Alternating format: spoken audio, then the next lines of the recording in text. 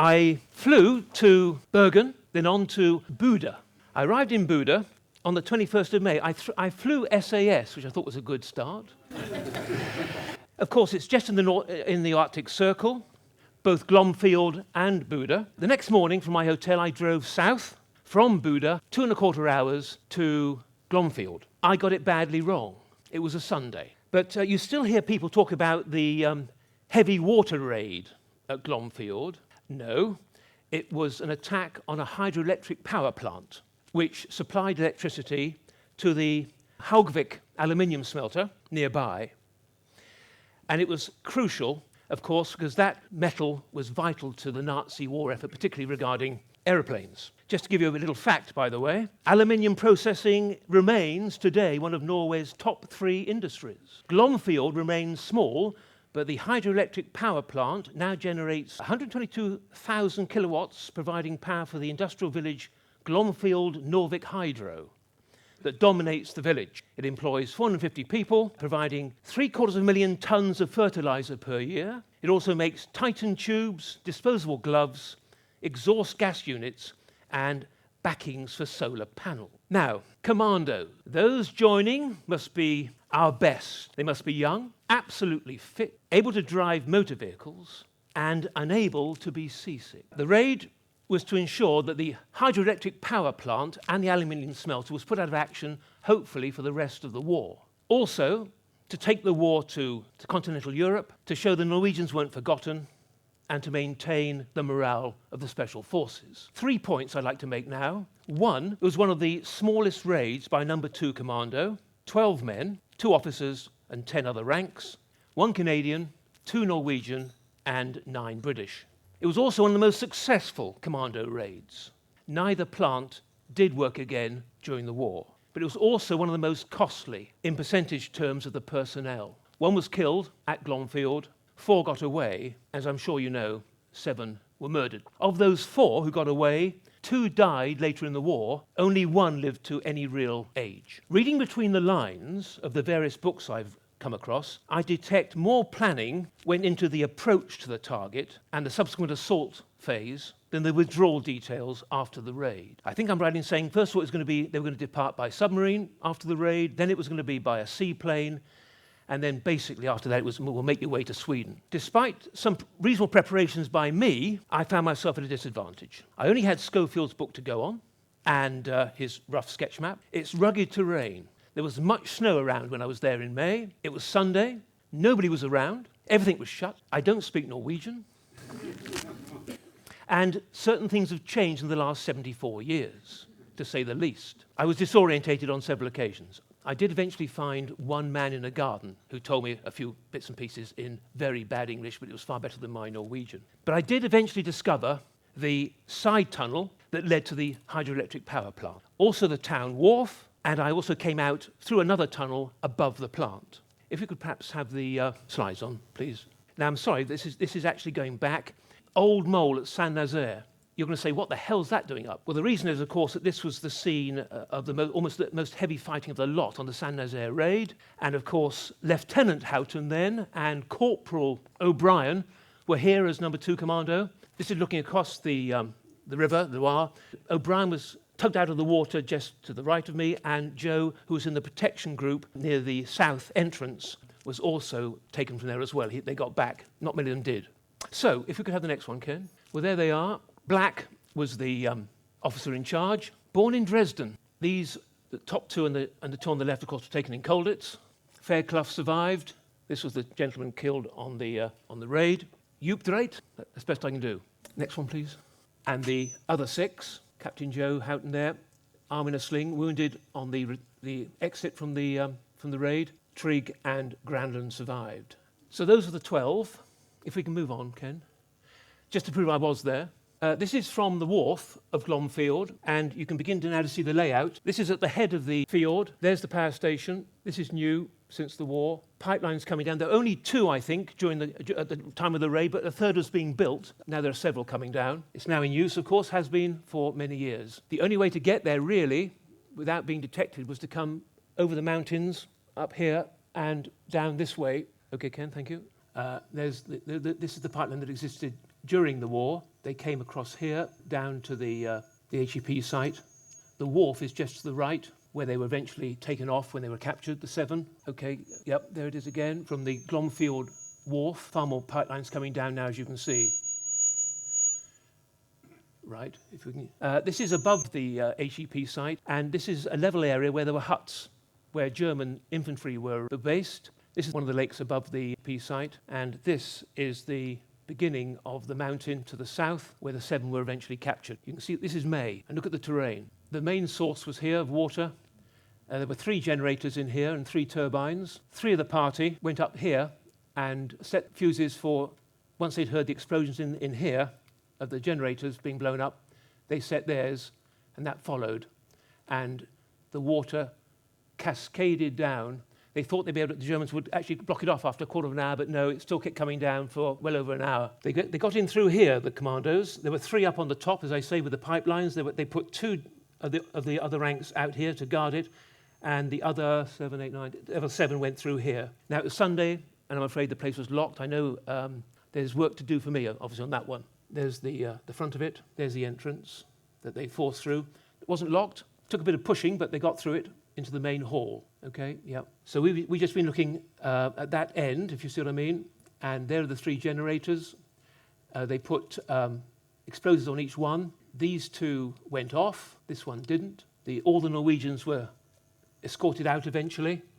1 German guard was killed there. 1 German guard escaped through the tunnel. He didn't press the nearest alarm button in his panic. He eventually got through the tunnel and actually woke up a Norwegian civilian. When the pipeline was broken, down came water and debris and rocks and all sorts of things right up to this level here. And also the inside was flooded all the way along here. Rubble coming down, water.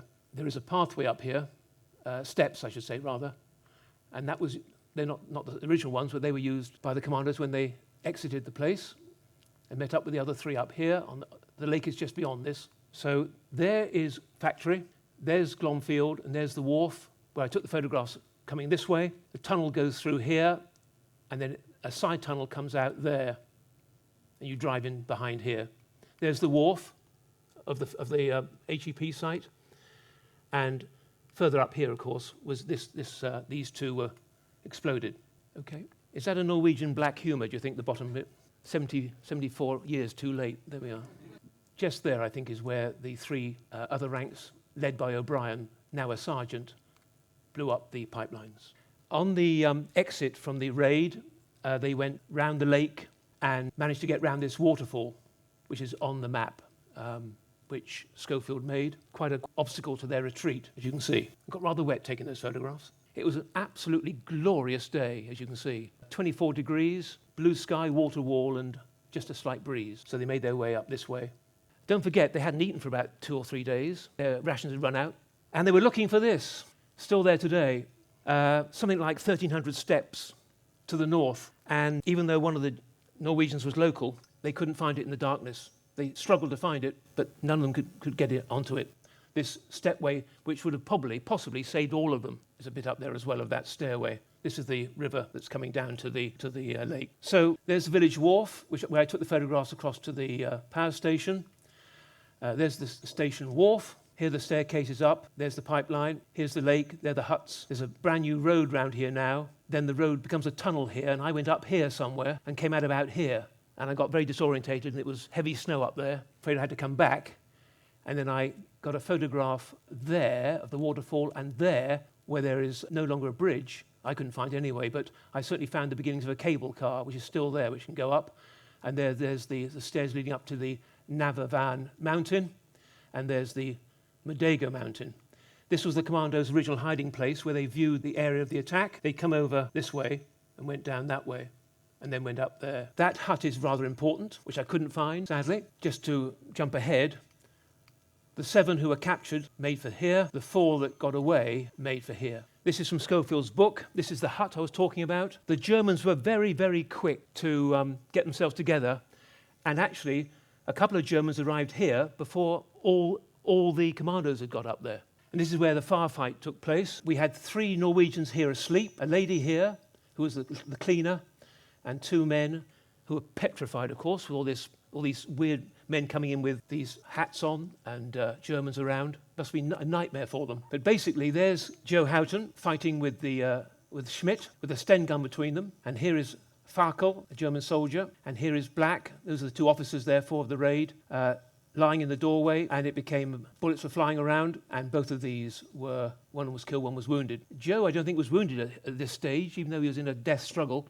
He was wounded later on going up the mountain by a bullet. This is fairly recent, and that's the memorial to the Muskatoon Commandos, obviously outside the main building. Yep, okay. So killed on the raid, in the hut, bayoneted, died 3 days later in Buda Hospital. The other Norwegian got away.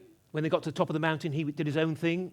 He parted from the other three, and they're the three that got away, got back to Britain, and those are the 7 who never made it. Trigg died in Italy, I think in 44. Groundlands has an interesting history. I'll talk about him in a minute. And O'Brien and Fairclough survived the war.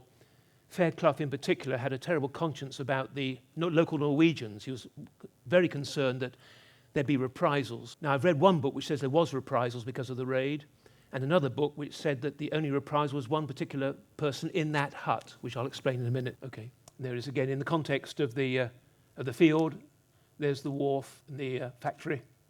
And behind me is the HEP site. It was the 200th anniversary of the founding of Buda, and there was all sorts of things going on, pop concerts and what have you. I had the last hotel room in the town. That was the day I went to Glomfield. By the way, nearly all the towns, and well, they're not cities, towns really, from there right up to the Russian border were laid waste by the retreating Germans on a scorched earth policy as they retreated from the Russians in 44, 45. So nearly all the buildings up there are post-war. I'm pretty certain this is where the 7 came ashore in Buda, having been recaptured or captured, taken down to the wharf and moved round to Buda.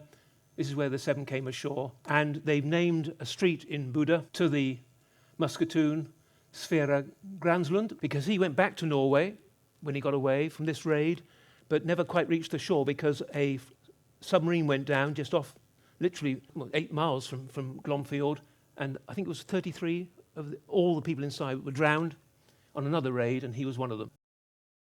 This goes back a long way in the 70s, but it does show the arrest house in Colditz. I'm sure you all know it, or nearly all of you know it. And of course, this is where they were kept, in here on the first floor. There it is, with the wall slightly reduced, and they were up here. And there it is now, today, a rather swish series of flats, and these were the cells down in the arrest house in the village. Right, well, I'm sorry I rushed through that, but I do want to get the facts right from now on, if it wasn't right before. So there we are. 3 Germans killed, 1 in the plant, I mentioned, 1 by Joe in the hut, and the other chap in the hut was mortally wounded and died about the same time as the Norwegian in Buda Hospital. They never discovered, by the way, that Duptrate was actually Norwegian. The Norwegians helping him in the hospital did, but he never let on to the Germans that he was actually Norwegian. Just going back, I'm sorry to repeat myself, but just going back to the Saint-Nazaire raid, it's interesting to note that O'Brien, who came from Eire, he was plucked out of the Loire by Tom Boyd, and that motor launch made it safely back to England. Now, Boyd was son of a Hull trawlerman, was in charge of a motor launch, and was one of the 4 DSOs awarded on that raid. And in the battle order, he was the head of the Campbelltown that rammed the dock gates on the starboard side, and next in line behind him was a motor launch captained by Billy Stevens of Colditz fame. Jumping ahead, the Muskatoon 7 moved out of Colditz for Berlin on the 13th of October, and on the night of the 14th, 15th of October of that year, Billy and 3 companions escaped from Colditz and made home run. Isn't it funny, coincidences? We tend to forget how young these men were. Black was 33, Houghton 31, and all the other ranks were in their 20s. Chudley and Abraham were 20, Curtis 21, and Miller Smith was 26. And certainly Shadlich in Colditz couldn't get over the fact he was 26, because in the German army at that time, a CSM or an RSM was a grizzly old pro of 35, 40. Graham Black, I think he was known as Gay. Now, in those days, that was okay. He was wounded twice on the Vargo raid, so he'd been in Norway before, and I think Joe spoke pretty good Norwegian, as he'd been there before. So, they set off from the Orkneys on the 11th of September in the Junon, a Free French sub. They landed on the 15th. They took the hard route in a southern fjord over the mountains and the Black Glacier. The good thing about the noise in the raid was that the turbines and the generator made so much noise and the water coming down that actually none of the Germans had any idea they were anywhere near the place, or even when they were in it. They had 2 collapsible dinghies, which they took off the submarine. One wasn't fit to go onto the sea, so they used the other one, and they buried that. It was found later on that year, and there's a photograph I've seen of that dinghy, which they'd used, being used as a sort of diving pad for mums and young kids in the field the following summer. They were spotted on their way to the raid. There was one lady who saw the outline of the dinghy, and she told her friends, but they thought she was senile. The periscope of the submarine was seen by some fishermen, and a German patrol, map reading the area, actually saw figures in the far distance. Didn't take a great deal of notice, but they did find their camp with some evidence of things like John Player cigarettes. So the attack was on the 20th to the 21st of September. I'm giving you these dates deliberately, by the way. The 20th to 21st of September. Down past the hut, 2 generators and turbines destroyed. The charges of the 3rd failed to go off, and the Germans removed them. Withdrawal, as I say, up to the hut. Now, originally, it was going to be 5 going up to the Navavan mountain to the north and 6 to the Midago mountain to the south, because, of course, one was badly wounded in the hut. Now, one of the 5 going north was CSM Miller Smith. But after a few hundred yards, he said, I must return to the hut and give the wounded man some morphine jabs for him to use. That proved very costly for the chap, because when he came out of the hut, he couldn't orientate himself, and he then followed the other 6 to the south. That decision cost him his life. So, no food, on the go for days, rugged terrain, and lots of Germans. Do you realise that by the end of the war, there were 375,000 Germans in Norway? 1 in 8 of anybody in Norway was in German uniform. Hitler had a thing about Norway.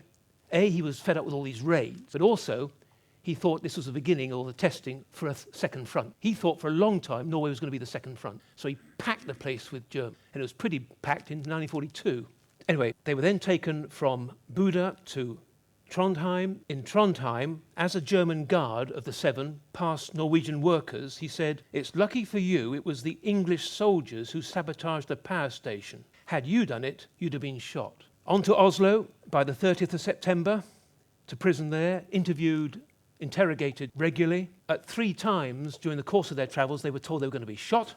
By then it was on to the SS Donau, to Aalborg in Denmark, then to Flensburg and Lübeck, and finally on the 7th of October in the evening they reached Colditz. Now, a couple of things here which worry me about Schofield's book. He talks about Colonel Stainer and Lieutenant Colonel Todd appealing for access to the 7 commandos. Well, Todd arrived in November 43, so I begin to wonder about the veracity of some of Schofield's stuff. Now, there's also a section in the book by Schofield that they tried to escape from the guardhouse in Colditz, and they were stopped by a whole group of German sentries outside. Eggers told me personally in April 74 that that was untrue. He was adamant that they didn't try to escape from the arrest house. Now, it's interesting that Eggers wasn't there when that happened. He was in Dresden at a conference, and he came back just after the Reed escape with Billy Stevens, if you're still with me, and he was stopped at Doblin on the way back to Colditz with a very heavy police check. He said, what's this about? He said, they said, that place Colditz. They've lost some men again, sort of thing. But, Eggers wasn't there when this alleged attempted escape took place, so I'll leave it up to you to decide who's telling the truth. Well, the 7 left Colditz on the 13th of October. Eggers returned on the 15th. 8 o'clock, Langer took images, some of which you've seen already, of the commandos, and he took them singly and in pairs and as a group of 7. Now, I've never seen those pairs or group of 7, although I think they're in the museum at Buda. Platt talks in his diary about the arrival of 7 British parachutists. One of the 7 apparently asked why they were on half ration. They were getting the regular food that the prisoners were getting, which made the prisoners rather laugh when they heard that. As you know, several prisoners made contact with them. Tunstall and Scorchy Price from the cell house shouting out from near Barder's room. There was a chap called T-Shart who was in charge of the dogs in Colditz, and he was a bit of a waste of space, and he should have stopped them talking, but in fact they did reply very, very carefully that, tell them that it went okay in Norway. That's all they gave away, really. Solly Goldman was sent down to try and get something out of them. Rupert Barry got their names in the end and sent it back to London. And Story Pugh and Dick Howe and then Dominic Bruce also had very short conversations with them in the prison, in the arrest house. They were given a couple of short walks in the park under heavy guard. Their rooms were searched, the cells were searched, and they found a certain amount of cutting on the bars. And when they got back, Curtis was searched very carefully, and they found a cutting wire, and something else, I forget what. So they can't have been that well searched earlier on, I don't think. Oh, yes, a small saw blade and a map of Germany. Good Lord. Their boots were designed by Clayton Hutton of MI9 fame, with hollow heels, which unfortunately the Germans knew about, and they cut off the heels of some of the Commandos, which contained maps, compasses, chocolate and benzodrine tablets. When the two, O'Brien and Fairclough, got back to Britain, they said socks were useless, sleeping bags were useless, but the boots were excellent. So off they went to Berlin and then to Sachsenhausen. Why were they caught so quickly? Well, all 11 failed to find the steps. The Germans were very quick to react, out of rations, probably shattered, even though they were very fit, on very difficult terrain, and I say sketchy withdrawal plans. Hitler was incensed. He declared in January 42, "Norway is the zone of destiny in this war. I demand unconditional obedience to my commands and directives concerning the defence of this area." And then, of course, we have the dreadful, notorious Commando Order. From now on, all enemies on commando missions, even if they are in uniform, in battle or in flight, are to be slaughtered to the last man. If it should become necessary to spare one or two for the purposes of interrogation,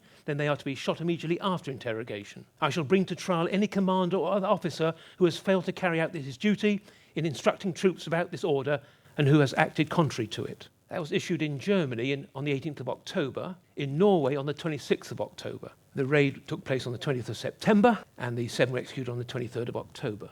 There were inquiries from Britain about the 7, including letters from mothers and relations, and the authorities in Colditz were instructed to return any letter to the sender marked "geflohen," fled or escaped. And here they are. This is the thing that's making my hand shake. This is from Desiree, and here are the letters returned from Colditz to Captain Joseph J. Houghton, all marked with a red pencil, "escape." Now how cynical can you get? That is, I never thought I'd handle one of those. Goodness me, thank you for bringing them.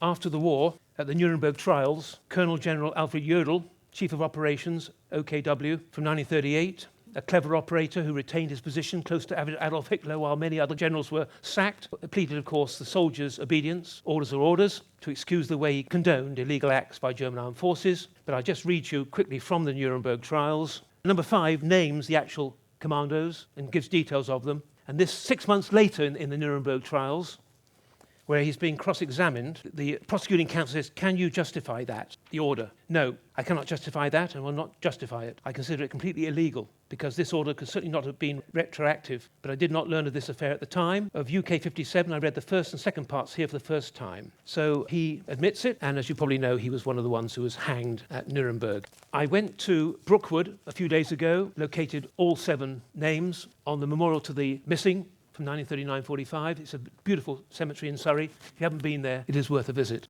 Thank you.